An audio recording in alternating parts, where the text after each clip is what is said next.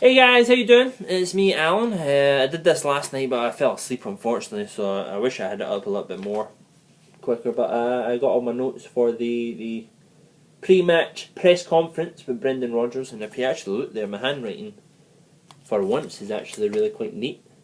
I can always read that. I'll always be able to go through this whole video without stuttering and stammering and trying to think what I was trying to write for my notes. But we'll get stuck in.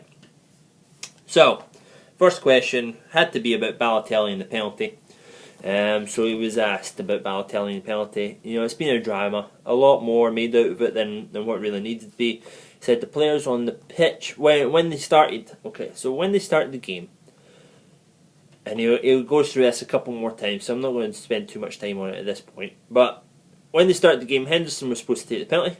When Balotelli comes on, Balotelli was supposed to take the penalty. Henderson showed he was a team player, maturity, and that he was a team player. He said team player twice, and allowing Balotelli to take the penalty. I don't know if I saw that much, but other people are saying other things, so I really don't want to labour on about it, to be fair. He was then asked about Gerrard's comments, disrespectful. He says, that's my job to keep the peace between them all. I do that every day. You don't always see it, but I do it every day. He believes that what was the worst part about the penalty thing was the etiquette around it. He hates it when there's 4 or 5 players around the ball trying to argue over a free kick, trying over a penalty. But he went on to say, it was a good performance, and he was really just trying to move on from it. He was just trying to move on. Unbeaten. See if now that we're unbeaten for so long,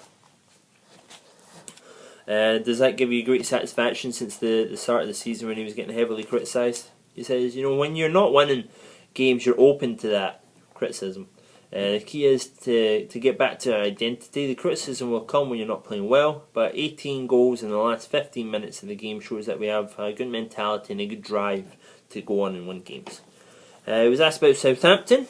A very big game for both teams. Ronald Koeman has done a great job since coming in, and all the players that he lost during the summer window.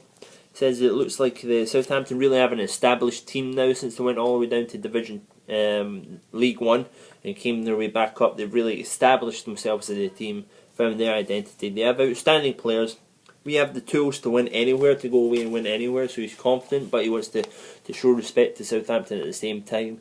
It's a big step in the right direction to get a result. We have the quality and we have the confidence to edge our way towards it. Top 4 he's meaning there. Peak. Our word down here is peak and gelling. Does he think that the team is peaking and gelling at the right time? He says, and is this the best squad that you've had in your time at Liverpool? To rate the squad, he says, there's still a lot of development in these players. It's important that the philosophy is getting established at the team throughout the different age groups throughout, so that you can bring up players like Jordan Ivey went on to say. He's got an incredible talent. But with the new players, he says it's great that he's adapted so quickly to the team, but he's been training with Brendan ever since Brendan got there. Been training with the first team and stuff like that. But with the new players, they just need time to adapt. Time to adapt to living on the football pitch and outside the football pitch, finding new homes, finding places to eat, all the rest of it. But they're adapting well, and progress, you can see progress in this team will really be good for the next year. Will really come into their own this year. So he's really setting himself up there, because if they come out slow out the gates next season, his head will be in a platter. He was asked about injuries. Jose Enrique, the forgotten man at Liverpool. I've just done my preview of the game and I completely forgot that Jose Enrique. Well, I didn't actually know Jose Enrique was injured. It was never in the Premier League website saying that he was injured. It says that he's available for selection. But apparently Jose Enrique's injured. Gerrard's still going to be out. Lucas, Jones and everything, they're coming back into training and stuff like that, he said. Ive coming back. He was then asked about Ive coming back and if it was a surprise for him how well he's doing. He says he's not surprised. He was just trying to manage where to play him during the summer. Didn't really know where to put him. But he's shown outstanding qualities over the summer. What he needed was a club with similar ideas. That's why he found Derby, and he put him out to Derby with a good manager, and Stephen McLaren. That's what he said. But he says he's one of the few players that he's seen that make the cop stand up whenever he gets the ball. and he's great. He creates goals, and he creates goals and he gets goals. Make the cop stand up. I'm sure there's a few players that make the cop stand up if you really look at it, but that was his words. It was then asked about Balotelli, and there's been a lot about this. And unless it's a different interview that I haven't seen or something, and all the, you know, Balotelli's lazy and Balotelli's this and he's not working hard and everything.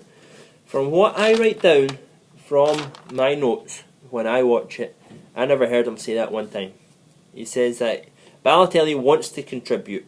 He knows what he has to do, and he's doing that. He's working hard in training. That's what he said. He's working hard in training, and if he keeps going his right way, he knows what he needs to do. Okay, he was then asked about Henderson and his authority of being captain. Now here's another one, right? I've read one on a website today that said Rodgers is backtracking over Henderson and becoming a captain. He's backtracking. He says he's not ready yet now. He said he was all gung-ho about it, blah blah blah. Now he's not ready. Bollocks. Absolute bollocks. If you've been watching any of these videos, preview videos, I've been saying it over and over again. I've even written articles about it myself, right? Time and time again, Brendan has said these exact things. He needs time. He is not the automatic captain for next year. That is not the case. That is the actual words. That is not the case. Automatic next year captain, not the case. He is not the next Steven Gerrard. He said that multiple times as well, but Joey Barton, and he's cleaning his ears out. He is not that type of player. He gives his all for the team. He's still young, but he is not the automatic captain. He said that a couple of times. Okay, so now he's backtracking. Have a look at my earlier videos. I've said that before. Have a look at my article on the Bib Theorist. Go on there. I've said it time and time again that he is not willing to say that Henderson is the next captain for next year. He hasn't been willing to do it since he was the vice captain. He hasn't been willing to do it after Stevie signed for LA Galaxy, and he hasn't done it ever since. So I don't know where that's coming from. Qualities of a captain. He was asked about qualities of a captain. Very important role.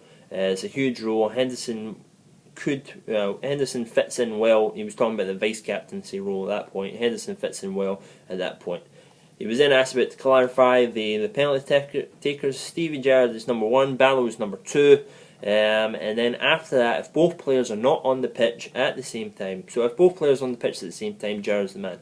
If Balotelli is on the pitch, starts, and he's on the pitch, he's the man. When neither of them two start, Brendan assigns someone at the start of the game to say, you are the penalty taker if there is a penalty. Henderson was assigned. He was told before the game he will be the penalty taker.